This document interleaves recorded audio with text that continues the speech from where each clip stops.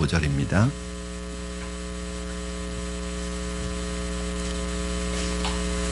신약 성경 로마서 1장 8절에서 15절. 다 찾으셨으면 저와 여러분 한 절씩 교독하시고 마지막 15절은 합독하도록 하겠습니다. 먼저 내가 예수 그리스도로 말미암아 너희 모든 사람에 관하여 내 하나님께 감사함은 너희 믿음이 온 세상에 전파됨이로다.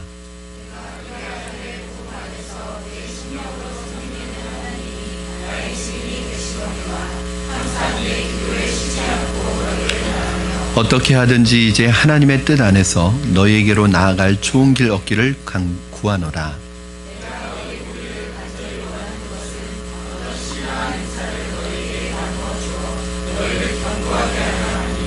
이는 곧 내가 너희 가운데서 너희와 나의 믿음으로 말미암아 피차 아니함을 얻으려 함이라.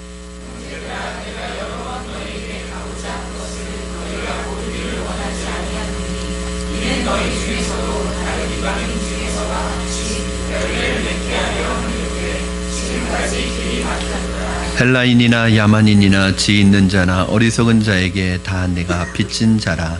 그러므로 나는 할 수 있는 대로 로마에 있는 너에게도 복음 전하기를 원하노라. 아멘.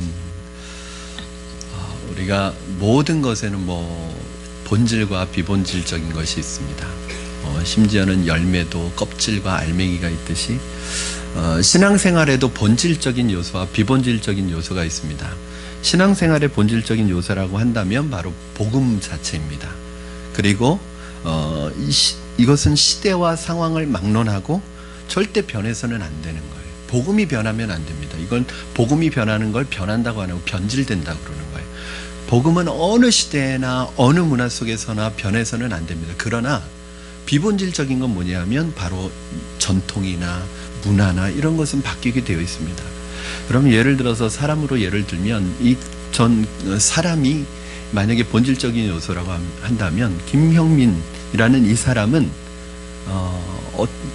어디에 있든 어느 장소에 갔든 어떤 상황이든 어떤 옷을 입든 김형민은 김형민입니다. 그런데 제가 여름에는 여름 옷을 입고 겨울에는 겨울 옷을 입고 또 어떤 상황이나 분위기에 따라서 옷을 바꿔 입을 수는 있어요. 그러나 여러분, 제가 옷을 바꿔 입는다고 해서 다른 사람이 되는 게 아니에요. 옷을 상황과 환경에 따라서 바꿔 입을 뿐이지 김형민은 그대로 김형민이라는 사람으로 존재합니다. 이것이 바로 본질과 비본질이에요.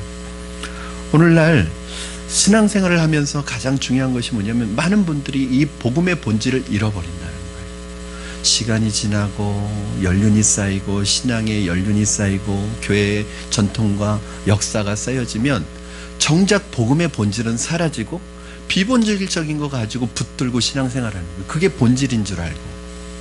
그러면서 복음의 기쁨과 감격은 다 사라지고 어느 순간에 냉랭한 가슴을 가지고 신앙생활하는 분들이 우리 주변에 너무나 많습니다. 오늘 그래서 제가 말씀의 제목을 복음을 회복하는 교회라고 이렇게 정한 이유는 여기 생략된 말이 하나 있어요. 복음의 본질을 회복하는 교회입니다. 오늘 말씀을 통해서 저는 여러분 안에 이 복음의 본질이, 복음의 은혜가, 복음의 능력이 회복되기를 주님의 이름으로 축원합니다.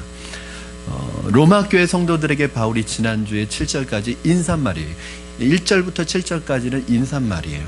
이 인사말을 마치고 나서 로마 교회의 성도들을 일단 칭찬하는 것으로 시작합니다. 이게 바울의 특징이 항상 그래요.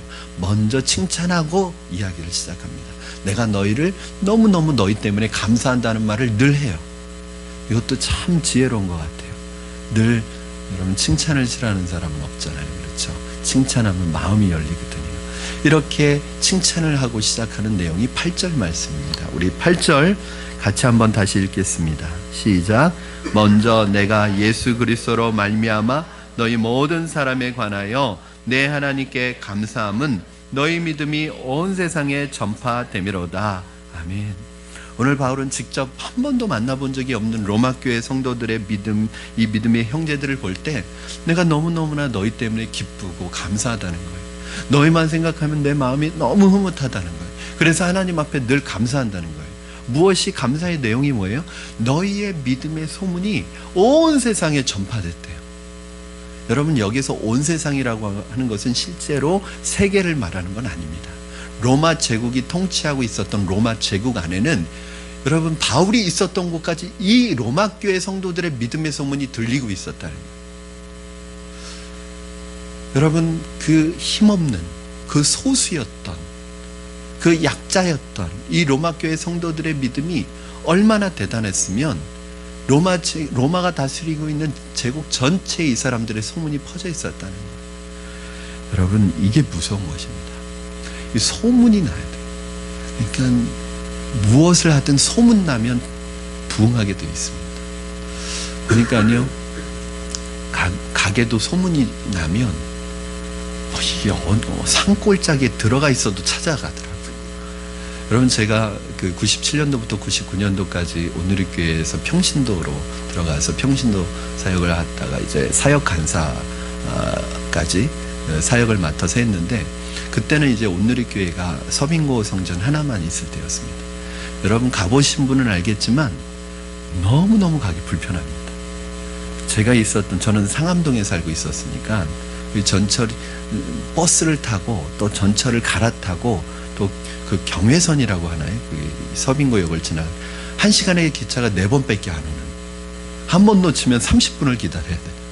그런데도 뭐 차를 끌고 오는 분도 마찬가지, 주차시설이 턱없이 부족합니다.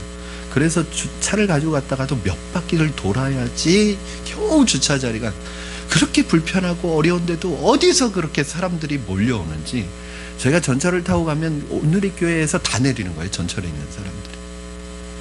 제가 사역의 텀이 있어서 서울 염광교회를 간 적이 있었습니다. 서울 염광교회 하면 잘 모르실 거예요. 여러분에게는 감자탕 교회로 더 많이 알려져 있는, 이 교회가 상가에 있는 교회입니다. 상가 7층이야 8층을 쓰고 있는 교회인데, 그때 제가 이제 갔을 때는 2,000명이 넘는 사람이 그 상가 건물에 모여요. 이 교회를 찾아가다 첫 번째 주는 포기했습니다. 못 찾아가지고 다른 데로 갔습니다. 두 번째, 약도를 보고 가는데도 교회를 찾는 게 어려워서 물어서 갔어요. 아파트 단지 안에 상가에 있어요. 그런데 그 엘리베이터는 하나밖에 없죠, 상가에. 그러니까 그 엘리베이터를 타고 교회까지 올라간다는 건 거의 불가능하고, 밑에서부터 막 7층 8층까지 걸어서 올라가는 거예요, 사람들이 다. 저는 그렇게 불편하게 예배를 드린 적이 없습니다. 자리가 없고 상가를 터가지고 기둥이 곳곳에 있고 의자도 너무 불편했어요. 그런데도 사람들이 막 몰려들기 시작하는 거예요. 이유는 하나입니다. 소문이 났어요, 소문이. 여러분, 왜 소문이 날까요? 언제 소문이 납니까? 다를 때 소문이 나요. 좋아서 소문이 나는 것도 있지만 좋은 것 중에서도 달라야지 소문이 나요. 소문이 나기 시작하니까 사람들이 어디에서 그렇게 모여오는지. 사랑하는 여러분, 저는 우리 푸른나무교회 믿음의 소문이 이 지역뿐만 아니라 서울 전체에 퍼지기를 주님의 이름으로 축원합니다. 푸른나무교회에 속한 여러분 믿음의 소문이, 아무아무개 집사님, 아무아무개 권사님의 소문이, 믿음의 소문이 서울 반대쪽에서도 그 소문이 들려져서 알 수 있게 되기를 바랍니다.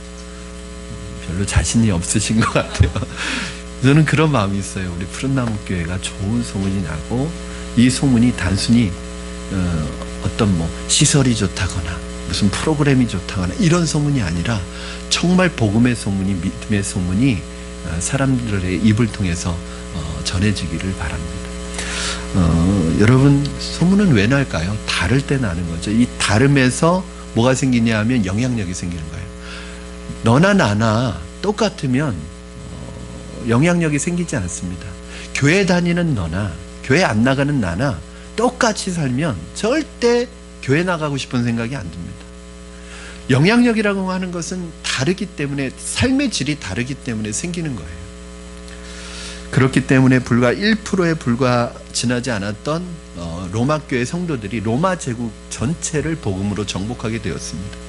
사랑하는 성도 여러분, 1%의 로마 교회 성도들이 로마 제국 전체를 변화시켰다면, 우리 푸른나무 교회가 이 지역을 왜 변화시키지 못하겠습니까? 한국 교회가 왜 한국을 변화시키지 못하겠습니까? 로마 교회 성도들이 대단했던 게 아니라 그 성도들이 붙들고 있었던 그 복음의 능력이 어떤 능력이에요? dynamis, 다이너마이트와 같은 폭발력 있는 이 능력을 소유하고 있는 것만으로도 능력이 나타나는 것인 줄로 믿습니다. 여러분, 숫자는 문제가 되지 않습니다. 질의 문제입니다. 저는 여러분 한 사람 한 사람이 주변에 있는 이웃들에게 선한 영향력을 나타내는 분들이 다 되시기를 바랍니다. 영향력을 미치기 위해서 저와 여러분이 세상 사람들과 뭔가 달라야 합니다. 똑같이 살아가면 절대 영향력을 미칠 수 없습니다. 세상 사람들은 그렇게 얘기해요. 너희가 우리 친구가 되기 위해선, 우리와 함께 마음을 나누기 위해선 우리와 똑같이 돼야 된다. 계속 유혹을 합니다. 세상에서 성공하기 위해서, 세상에서 살아남기 위해서. 그래서 세상 사람들과 그래 친구가 되어주자, 똑같이 되어주자. 똑같이 되는 순간 뭐라 그러는지 아세요? 거봐, 너희들도 똑같지, 너희들도 별거 없지, 그러면서 비난을 하고 조롱을 합니다. 여러분, 똑같아지면 절대 영향력이 생기지 않습니다. 그래서 우리 교회가 훈련하는 것, 제자훈련과 사역훈련을 하는 이유는 거기에 있습니다. 처음 교회가 세워질 때부터 우리가 슬로건으로 내걸었던 주제가 뭐냐면 예수님의 제자 되어 복음을 땅끝까지 전하자. 비전을 가지고 훈련 목회에 집중해 오고 있습니다. 우리 훈련받는 분들의 공통적인 목표는 거예요. 예수님은 닮은 제자가 되자, 예수님을 닮아가자. 그런데 여러분, 아무리 우리가 이거 구호 외치고 정말 예수님을 닮아가려고 노력한다 한들 우리가 얼마나 예수님 닮을 수 있겠습니까? 여러분, 제자훈련 1년 받은 것이 1년 받았다고 예수님을 닮게 됩니까? 여러분, 김영민 목사가 제자훈련 목회한다고 늘 예수님을 닮아가자고 하지만 제가 평생을 쫓아간다 한들 예수님을 얼마나 닮겠습니까? 아마 예수님 발 뒤꿈치도 닮지 못할 거예요. 그래도 여러분, 제가 포기해야 됩니까? 예수님 못 닮아가니까, 예수님 닮을 수 없으니까 그냥 포기하고 살아야 됩니까? 아니에요. 그게 방향이고 목적이 중요한 게 거기 있습니다. 방향이 일단 설정이 돼야 되는 거예요.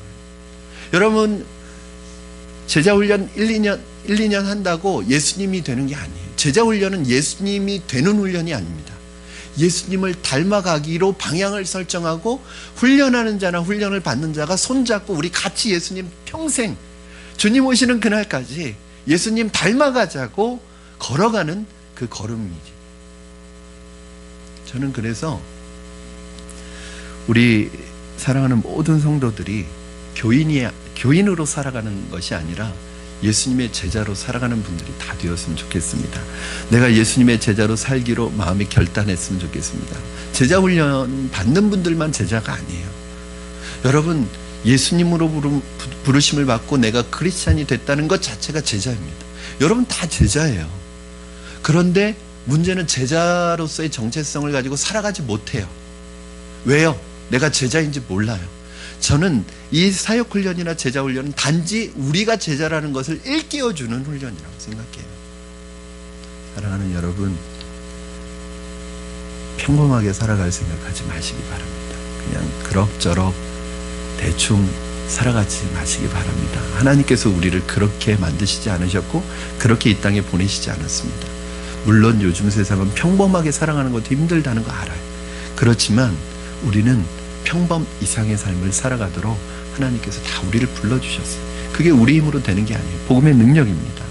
저는 우리 푸른나무 교회가 건물로 유명한 교회가 아니라, 프로그램으로 유명한 교회가 아니라, 시설이나 행사로 소문나는 교회가 아니라 복음으로, 믿음으로, 신앙으로 소문나는 교회가 되기를 주님의 이름으로 축원합니다.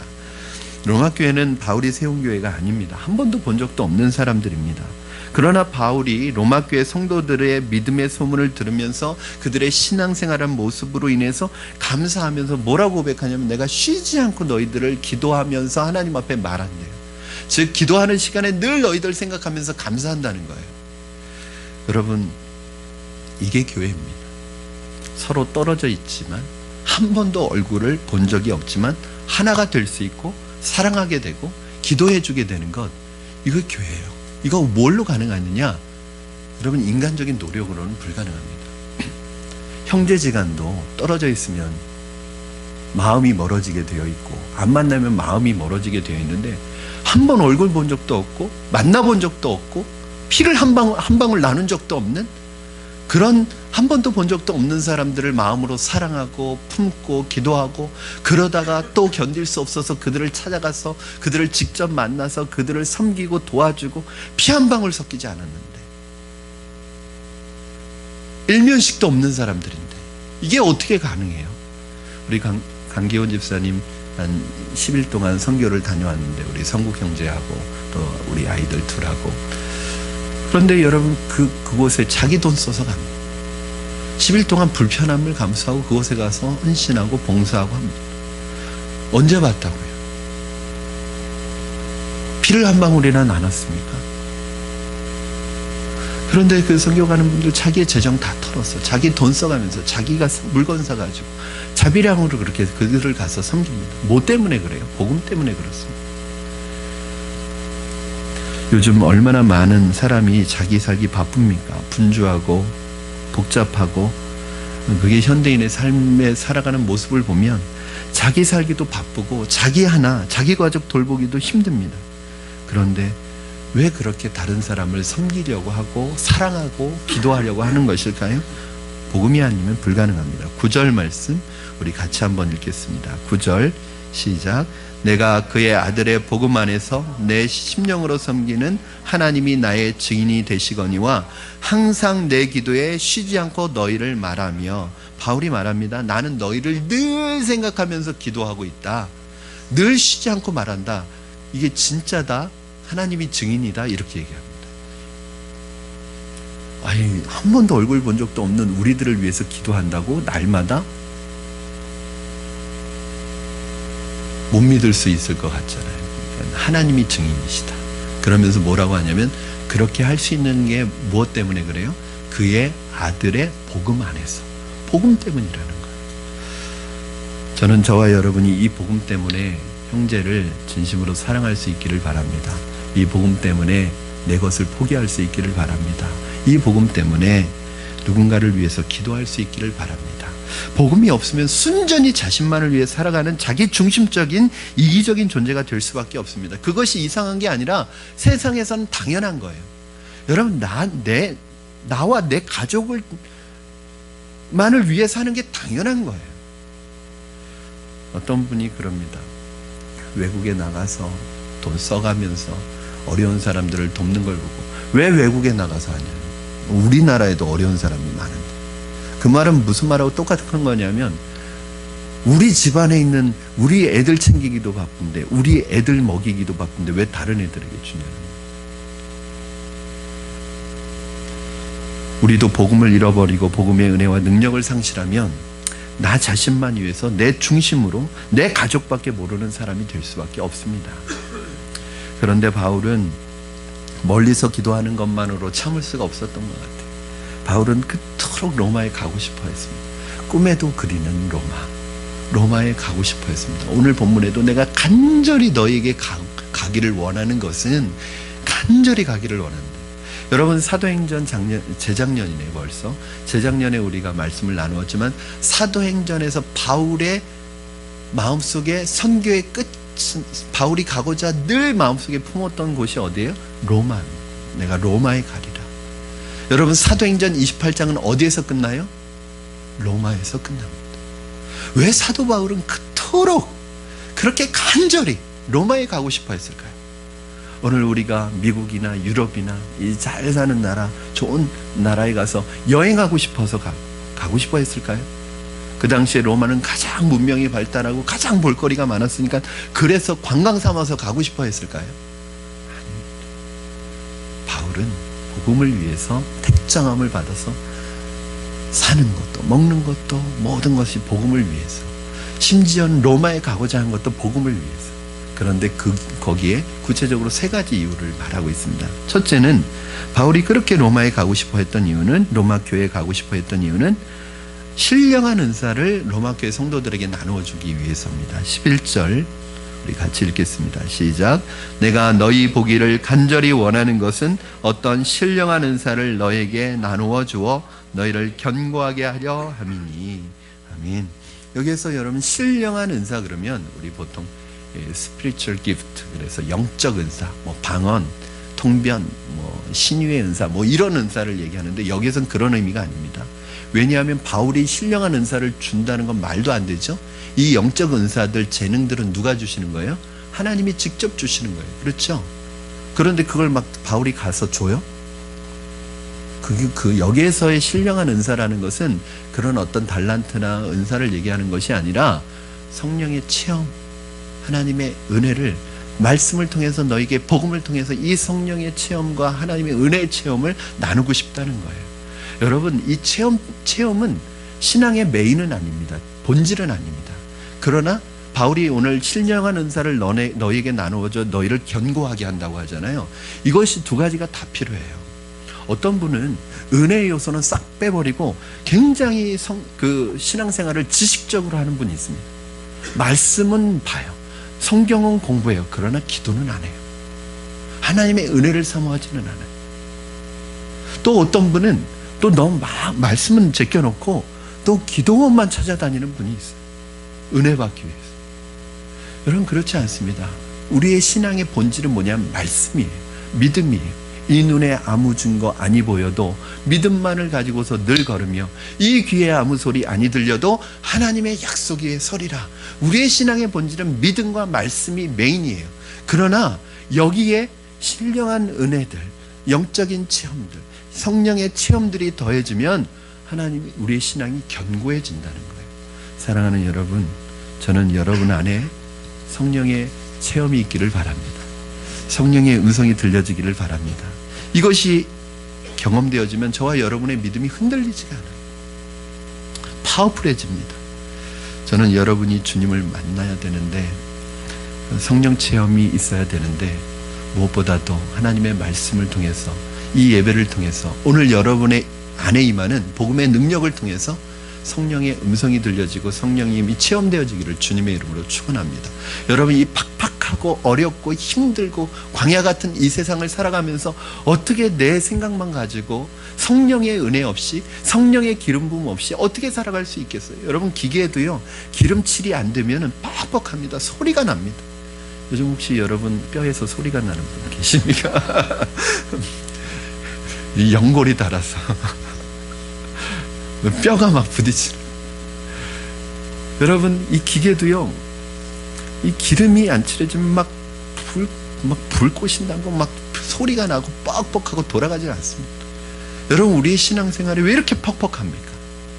왜 이렇게 은혜가 없어? 부드럽지가 않습니까? 왜 이렇게 예민합니까? 왜 이렇게 분노가 많고 화가 많고 조절이 안 되고 찔리시는 분들이 계신가? 왜냐하면 성령의 말씀이 없어서가 아니라 성령의 은혜가 체험되어져야 합니다. 바울이 오늘 그 얘기를 하고 있는 거예요. 사랑하는 여러분, 성령의 은혜가 체험되어지기를 바랍니다. 두 번째 바울이 찾아가기를 원했던 이유는 서로의 나는 너에게 성령의 은사를 주고 너희의 믿음을 세워주고 싶은데 나만 채워주는 게 아니라 너희도 나를 세워달라는 거예요. 서로의 믿음으로 안위함을 받기 위한, 위로를 받기 위한 거예요. 그럼 12절 말씀 같이 읽겠습니다. 시작. 이는 곧 내가 너희 가운데서 너희와 나의 믿음으로 말미암아 피차 안위함을 얻으려 함이라. 아멘. 바울이 로마에 가고자 했던 두 번째 이유, 서로의 믿음을 통해 안위함을 받기 위해서. 여러분, 이게 교회고 이게 공동체입니다. 여러분, 교회에는 서로가 서로를 세워주고 위로해주고 격려해주고 축복해주고 서로 세워가야 하는 공동체입니다.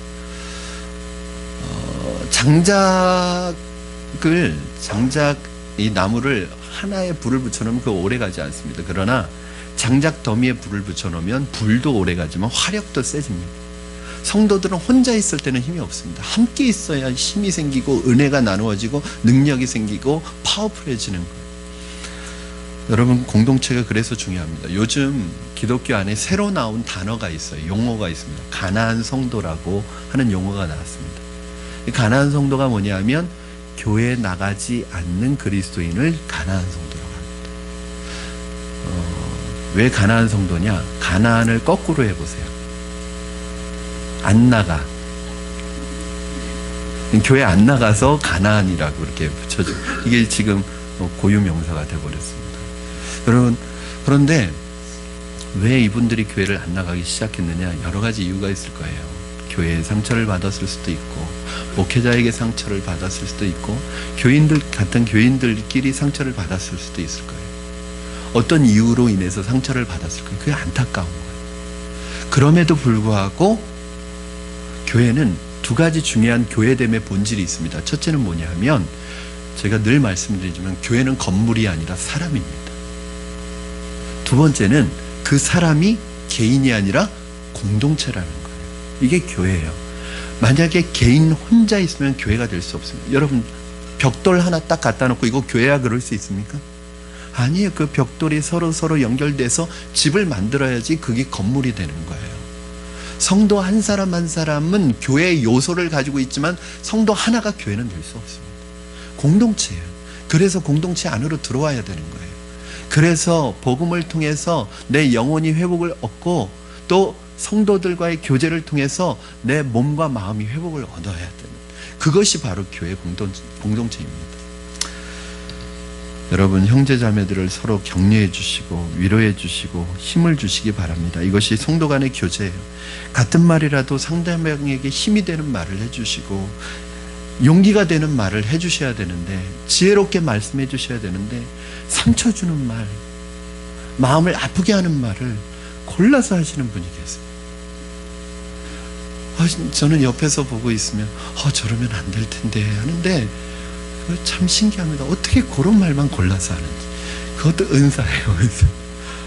어떻게 그런 말을 그렇게 찾아서 그렇게 상처가 되는 말만 하는지. 바울 사도가 성도들에게 힘을 얻도록, 용기를 주도록, 또 은혜를 얻어서 견고하게 만드는 것이 바울의 역할입니다. 여러분, 목사도 성도입니다. 인정을 안 하시죠? 여러분, 성도 중에 목회와 설교를 은사로 가진 사역자인 거예요.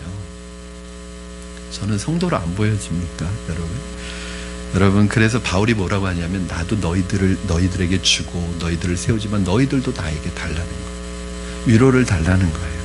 여러분, 이것이 중요합니다. 목회자는, 지도자는 여러분이 지치고 힘들 때, 여러분이 병들었을 때 여러분을 위해서 기도해주고 여러분을 위로하고 격려합니다.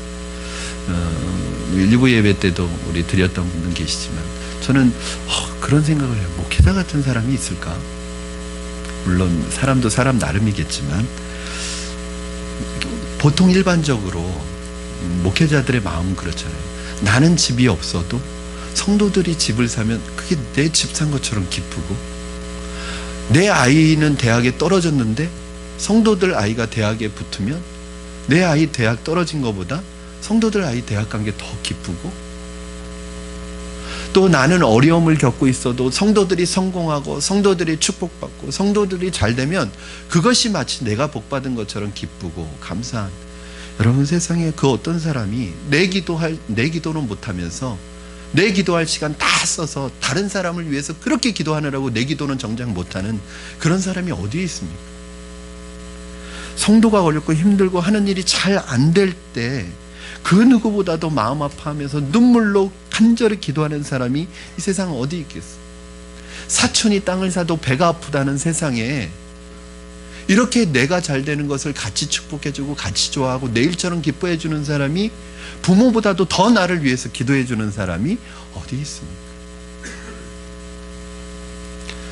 그러다가 그렇게 잘하다가 한 번 실수하면, 한 번 잘못하면 10번 잘한 거 다 없어지고, 한 번 실수한 것 때문에 이렇게 욕먹는 사람이 어디 있습니까? 그러나 여러분, 목회자도 사람입니다. 여러분, 목회자에게, 우리 한국 성도님들은 특별히 그런 게 더 있어요. 이 목회자에게 예수님을 요구합니다. 완벽한 인간을 요구합니다. 완전한 인간을 요구합니다. 실수도 안 해야 됩니다. 성도들의 그런 어떤 것이 목회자들로 하여금 뭘 만드냐면 바리새인을 만듭니다. 속으로는 곪고 썩고 힘든데 아무렇지도 않은 척합니다. 정직하지 못하게 만듭니다. 왜? 내가 정직하면 성도들이 실망할까 봐. 여러분에게 격려와 사랑이 필요하듯이 목회자에게도 여러분의 격려와 사랑이 필요합니다. 목회자도 낙심될 때가 있고 지칠 때가 있습니다. 목회자는 슈퍼맨이 아닙니다. 아빠는 슈퍼맨인지 모르지만 목회자는 슈퍼맨이 아닙니다. 목회자는 여러분을 위해서 기도해 주는 사람이지만 누구보다도 여러분의 기도가 필요한 사람입니다. 목회자는요, 여러분들보다 훨씬 많은 사탄의 공격에 노출되어 있고 더 많은 공격을 받고 있는 사람입니다. 여러분, 그러므로 누구보다도 목회자를 위해, 특히 담임 목사를 위해서 기도해 주시기를 바랍니다. 제가 그래서 중보기도 학교에서 우리 중보기도팀을 훈련할 때 부탁드렸던 것이 있어요. 여러분의 기도의 첫 번째 기도는 담임 목사를 위해서 기도해 달라. 심지어는 식사기도 할 때도 담임 목사를 생각해서 기도해 달라. 여러분, 여러분의 기도가 없다면 이 사역을 해나갈 수 없습니다. 목회라는 것을 이렇게 생각해 보면 한순간도 주님의 은혜 없이는 감당할 수 없습니다. 인간적인 힘과 실력으로는 오래가지 않습니다. 그래서 늘 성령의 은혜가 공급되지 않으면 안 되는 사람이 목회자입니다. 그럼에도 불구하고 인간이기 때문에 힘들고 지칠 때가 있습니다. 그때 그 사람을 일으켜주고 그 사람을 세워주는 것이 뭐냐면 바로 기도해주는 기도의 동역자들의 기도가 있느냐 없느냐가 이 지도자가 견고하게 서느냐 무너지느냐 판가름이 난다고 생각합니다. 어떤 면에서는 저는 여러분 인정하실지 안 하실지 모르지만 목회자가 쓰러지고 목회자가 타락하고 목회자가 망가지는 것, 그건 목회자 책임입니다. 목회자가 자기의 영적 싸움을 실패한 이유입니다. 그러나 어느 정도 10% 20%는 성도들의 책임입니다. 목사님을 위해서, 목회자를 위해서, 지도자를 위해서 기도하셨습니까? 기도하시고 계십니까? 여러분, 목회자는 여러분보다 나아서 목회자가 된 것이 아닙니다. 여러분보다 깨끗해서, 여러분보다 똑똑해서, 여러분보다 잘나서, 여러분보다 성격이 좋아서 목회자가 된 것이 아니라 하나님의 부르심에 순종해서 지금 이 길을 걸어가고 있는 것뿐입니다. 혼자 걸어갈 수 없습니다. 바울에게는 디모데와 같은 영적인 아들이면서 동역자가 늘 곁에서 바울을 지켜주었습니다. 바울에게는 브리스길라 아굴라 부부, 로마서 이제 16장에서 바울이 얘기하는 이 베베 집사, 바울을 위해서라면, 바울의 복음의 이 사역을 위해서라면 목숨까지도 내걸고 같이 동역해주는 이 믿음의 사람들이 바울 곁에 있었습니다. 저는 바울은 바울 혼자 된 것이 아니라고 생각합니다. 그러므로 여러분, 저와 우리 전도사님들 그리고 우리 순장님들 위해서 많이 기도해 주시기 바랍니다. 어느 때는 저는 영적인 싸움이, 여러분은 어떨지 모르지만 여러분도 마찬가지겠지만 저는 매일매일 영적인 싸움을 치열하게 싸웁니다. 표시를 안 낼 뿐이지. 말씀과 씨름하고 또 말씀을 붙들고 설교 준비하고 그런 생각이 들어요. 진짜 부목사일 때는 전혀 몰랐던 게 있어요. 담임 목사가 되고 나니까 이렇게 설교를 많이 해야 되는, 설교를 하고 돌아서면 또 설교 준비하고, 설교하고 또 돌아서면 또 설교 준비하고, 거기에다가 제가 일주일에 양육과 훈련이 7번 8번이에요. 목양실은요, 창살 없는 감옥이에요. 문이 있는데 못 나가요. 그 안에서 계속 책과 씨름해야 돼요.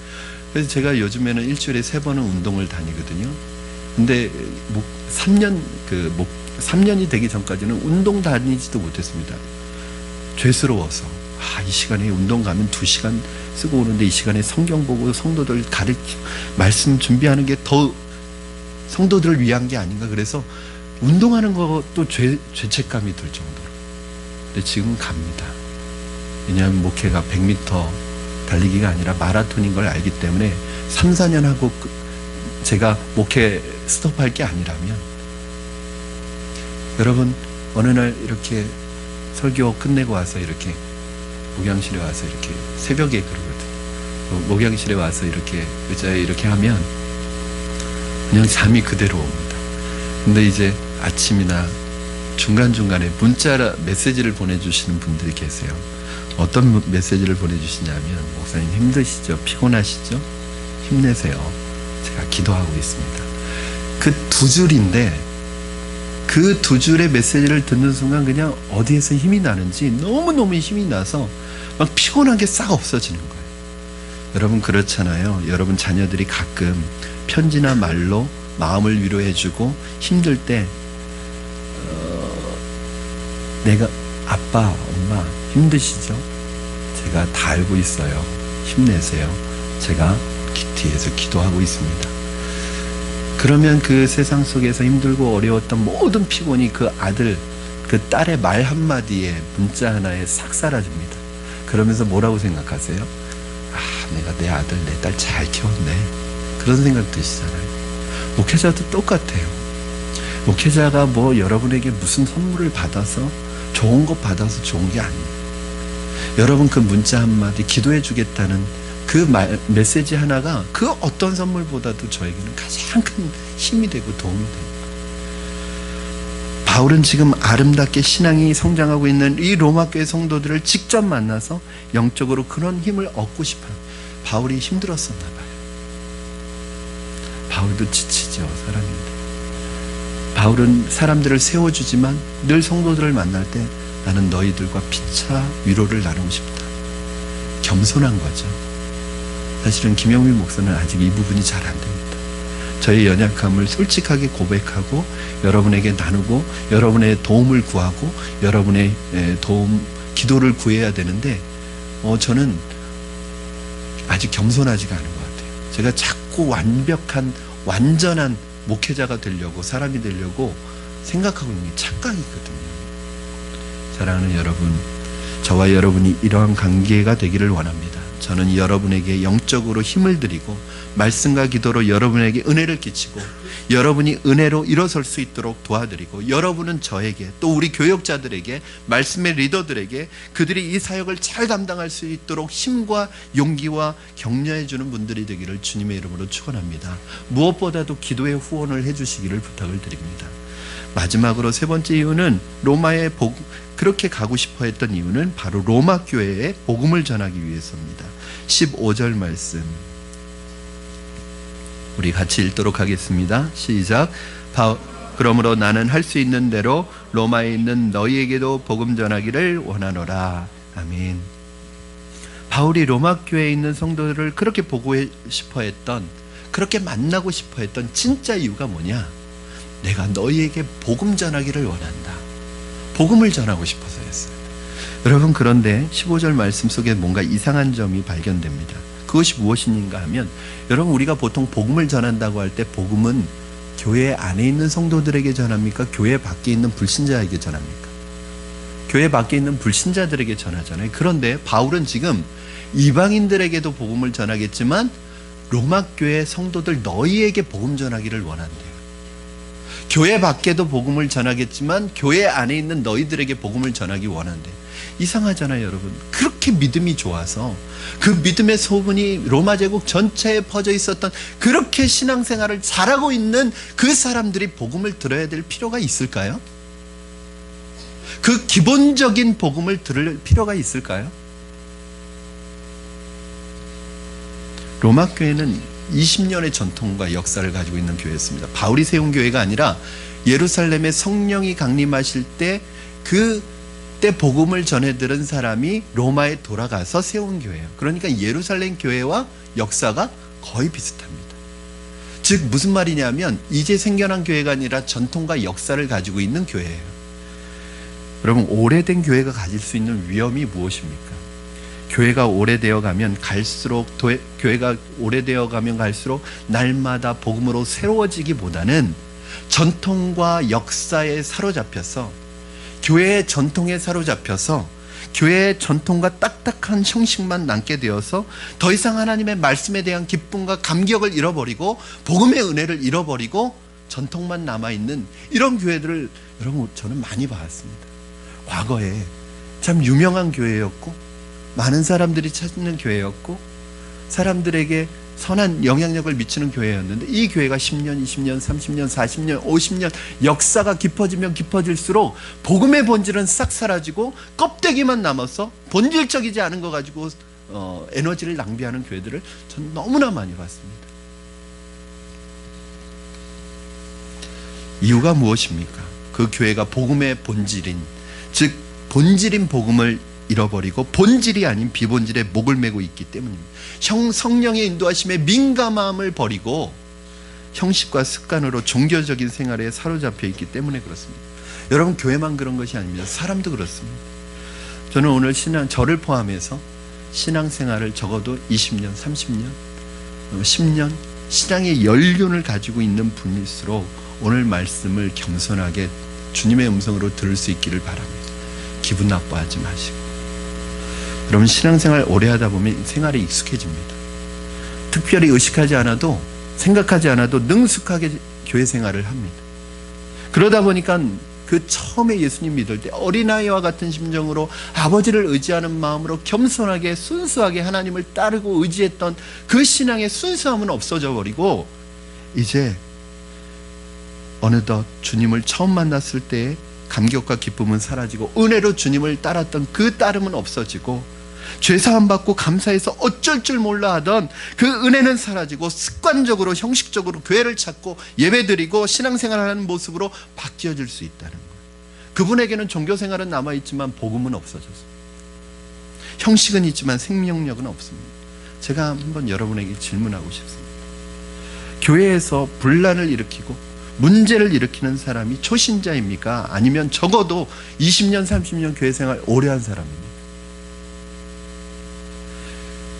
여러분, 초신자들이 문제를 일으키는 경우는 거의 없습니다. 오히려 교회를 그렇게 어렵게 하는 분들은 저를 포함한 목회자들과 20년, 30년 교회 생활한 중직자들이 정말 교회를 어렵게 합니다. 도대체 왜 그럴까요? 익숙한 종교적인 형식만 남아있고 복음은 사라졌기 때문입니다. 20년, 30년 교회 생활하는 동안 어느덧 우리 안에 생명력은 사라져버리고 복음의 능력이 사라져버리니까, 그 복음의 능력이 없어져버리니까 그 안에서 인간적인 모습이 드러나기 시작하는 거예요. 이것은 누구의 이야기가 아닙니다. 저와 여러분의 이야기입니다. 우리의 이야기가 될 수 있습니다. 어느 순간 복음으로 순수했던 우리의 마음을 잃어버리는 순간, 언제든지 우리 자신은 하나님의 영광을 위하여 쓰임받는 도구가 아니라 하나님의 영광을 땅에 떨어뜨리는 도구로 사용되어질 수 있습니다. 그래서 복음을 들어야 할 사람이 교회 밖에도 있지만 교회 안에 진짜 복음을 들어야 될 사람이 많아요. 그래서 저는 여러분이 복음을 들어야 될 사람이라고 늘 생각합니다. 그래서 아시겠지만 저희 성경 공부 교재도 그렇고 저희 교회 예배도 늘 복음을 전하려고 하는 이유가 거기 있습니다. 여러분들이 이미 복음을 알고 있지만 계속 들어야 합니다. 교회의 생명은 복음에 있습니다. 복음이 변질되면 교회도 변질됩니다. 복음의 능력을 가지고 살아있는 사람이 전도하게 됩니다. 섬기고 봉사하고 구제하고 헌신하게 됩니다. 이것이 복음의 능력이에요. 그래서 저는 우리 교회 새가족반 확신반은 교회 새로운 분들이 듣지만 교회 새로운 분들만 듣는 과정은 아닙니다.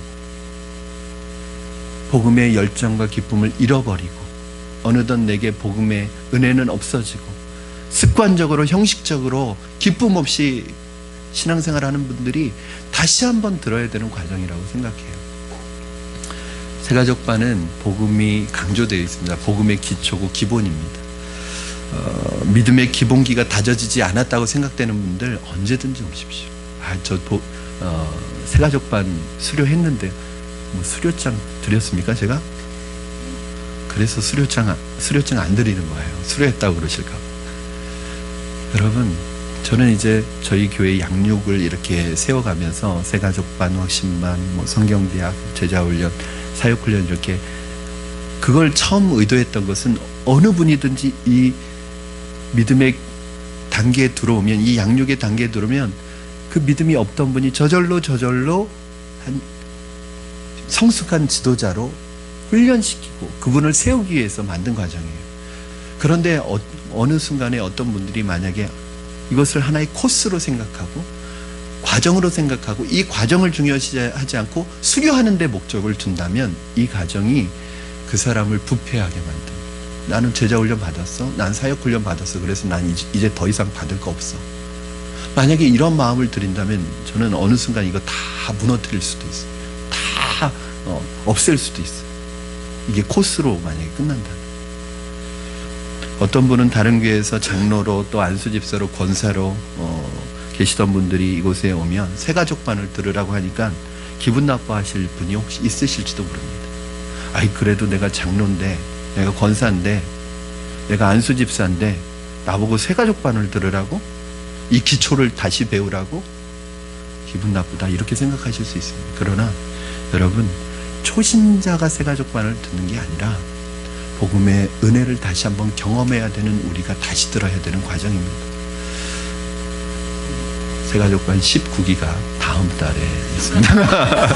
그래서 여러분 아직 새가족반을 듣지 않으신 분들 오시면 제가 복음으로 인도하고, 또 이미 들었지만 복음이 내 안에서 자꾸 식어져 가고 은혜의 복음에 대한 기쁨과 감격을 잃어버리고 계시는 분이 계시다면 언제든지 오시면 환영하겠습니다.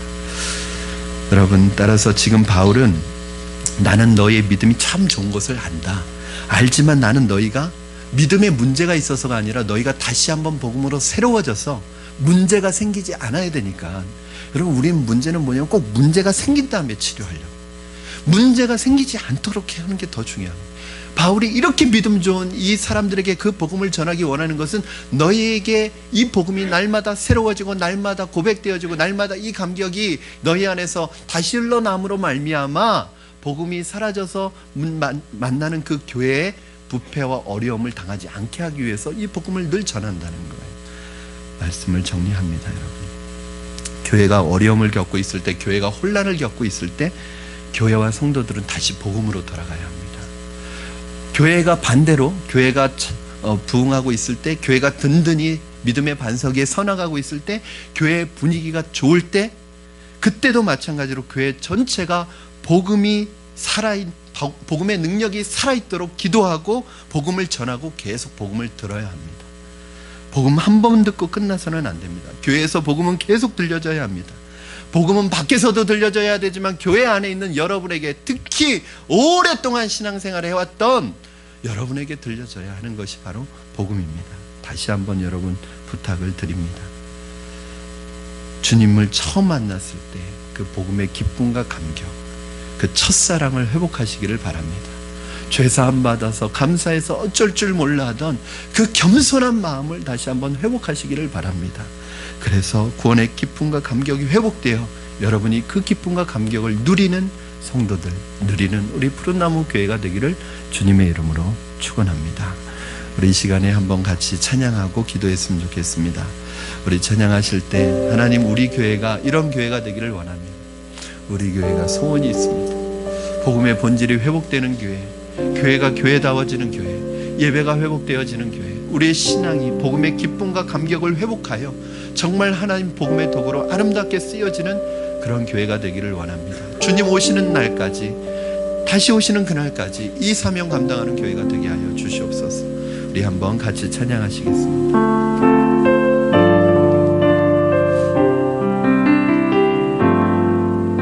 우리에겐 소원이 하나인데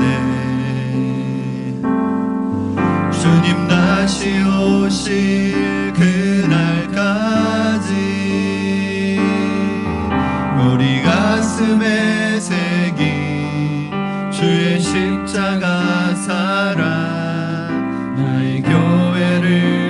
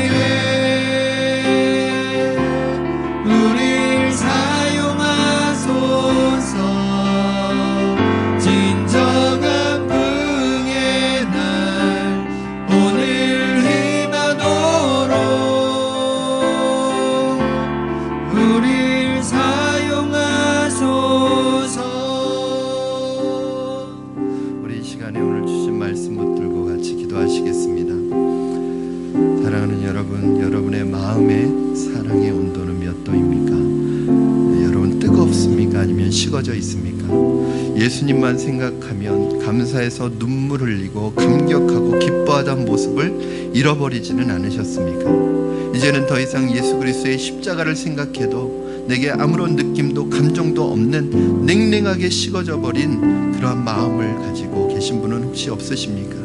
이 시간 하나님 앞에, 하나님 내 안에 식어져 버린 하나님 아버지, 냉랭해져 있는 하나님 아버지, 그러한 마음들 속에 복음의 능력과 복음의 기쁨과 감격과 성령의 불이 다시 한번 우리 안에 임하게 하여 주시고, 회복되는 역사를 허락하여 주시고, 첫사랑의 마음과 겸손한 하나님의 감사의 마음이 회복될 수 있게 하여 주시옵소서. 하나님, 내가 또한 우리 푸른나무 교회에 속한 모든 성도들의 이 믿음의 소문이, 복음의 능력이 하나님 이 지역을 변화시키게 하시고, 하나님 서울과 더 나아가 열방을 변화시키는 믿음의 역사가 우리 교회 안에서 나타나게 하여 주시옵소서. 우리 합심하여 같이 기도하시겠습니다. 살아계셔서 역사하시는 하나님 아버지, 감사합니다. 오늘 하나님 앞에 말씀으로 다시 한번 우리 자신을 점검하기를 원합니다. 말씀의 은혜를 하나님 아버지 회복하기를 원합니다. 하나님의 복음의 능력을 회복하기를 원합니다. 복음의 기쁨과 감격이 우리 안에서 다시 한번 새로워지기를 원합니다. 우리를 회복시켜 주시옵소서. 우리 안에 죽어져 버린, 우리 안에 식어져 버린, 우리 안에 냉랭해져 버린 가슴을 다시 한번 복음의 불로 하나님 아버지 붙여 주시옵소서. 첫사랑의 마음을 회복하게 하여 주시옵소서. 복음의 본질을 회복하게 하여 주시옵소서. 복음이 아닌 다른 것을 붙들고 살아가지 않게 하여 주시고, 복음의 본질을 붙들고 살아가게 하여 주시옵소서. 아버지, 우리의 믿음의 소문이, 우리의 복음의 소문이, 우리 하나님 복음의 능력이 우리를 통하여 하나님 이 세상에 나타나게 하시고, 이 지역을 변화시키게 하시고, 우리 성도들과 우리 푸른나무 교회 믿음의 소문이 하나님 서울에 전해지게 하시고, 이 지역에 전파되어지게 하셔서 하나님 선한 믿음의 영향력을 나타내는 교회가 되게 하여 주시옵소서. 하나님 이 지역을 변화시키는 교회가 되게 하시고, 서울을 변화시키는 교회가 되게 하여 주시옵소서. 역사하여 주시옵소서. 아멘. 살아계신 하나님 아버지, 감사합니다. 하나님 앞에 날마다 복음으로 새로워지기를 원하고, 복음의 본질을 부여잡고 믿음으로 살기를 원하지만, 하나님 순간순간 하나님의 은혜에서 떠나, 또한 하나님의 복음의 본질에서 떠나 엉뚱한 것 붙들고 하나님 신앙생활하고 있는 우리들이 있다면, 하나님 우리의 그러한 모습이 있다면, 오늘 다시 한번 우리의 심령 속에 성령의 불, 복음의 불을 붙여 주시옵소서. 복음의 기쁨과 감격이 우리 안에서 회복되게 하여 주시고, 주님을 처음 만났을 때의 그 첫사랑의 마음이 다시 한번 불타오르게 하여 주시옵소서. 아버지 하나님, 우리 푸른나무 교회에 속한 모든 성도들의 믿음이 복음으로 날마다 새로워짐으로 말미암아 그 복음의 능력으로 이 지역을 변화시키고 서울을 변화시켜서 믿음의 선한 소문이 하나님 우리 지역과 서울과 온 땅 위에 하나님 소문나는 교회가 될 수 있도록 축복하여 주시옵소서. 감사드리며 예수님의 이름으로 기도드립니다. 아멘.